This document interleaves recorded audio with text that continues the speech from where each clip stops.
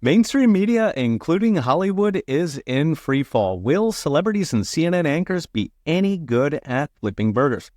Last week, a new report estimated Hollywood's audience has dropped by nearly half since COVID, with inflation-adjusted box office dropping from $14 billion in 2019 to just over $8 billion. The collapse crushed studio profits down an estimated 75%, and it's going to get worse. AI can already generate short videos. We're probably 2 or 3 years away from muggles being able to create studio-quality films with a one-page AI prompt sitting in their mother's basement.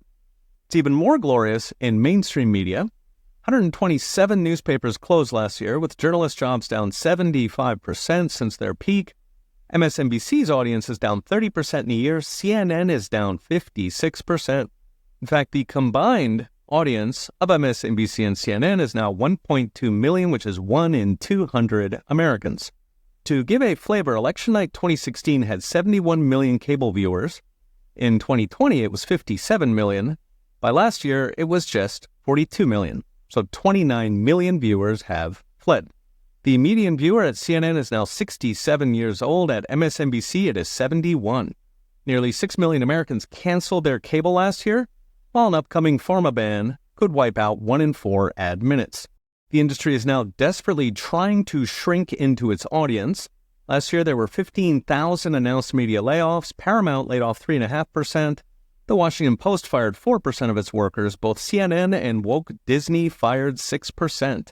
CNN and MSNBC are now on the auction block, while CBS was just bought by a pro-Trump group who will remove all DEI and dedicate themselves to viewpoint diversity. What's driving it is two things: social media and going woke. A recent study found the majority of Americans now get their news from social media, while just 1 in 3 get it mainly from TV. In 2008, as in before social media, 55% of Americans got their news from TV. In 1995, as in before the internet, it was 72%. The second factor, of course, is entertainment went woke, jamming left-wing propaganda down viewers' throats while trying and failing to gaslight voters into the progressive utopia. According to Gallup, trust in mass media is now the lowest in 50 years, with only 31% of Americans saying they trust mainstream media. So as next, brought to you by I Trust Capital, the internet and social media were existential threats to our communist media oligarchy, and they responded by shooting themselves in both feet, going woke. This is encouraging because it's the death knell for one of the biggest enemies of liberty, second only to government schools. In the 1970s, we were perhaps 50-1 underdogs in media. Up till Rush Limbaugh, we didn't have a single voice for liberty. Today, we're maybe 3-1. Give it another 5 years, and alt media will pass mainstream media, giving us a media and entertainment landscape that looks like podcasts today, dominated by alternative voices, with literally zero audience for the Leviathan gatekeepers of public opinion.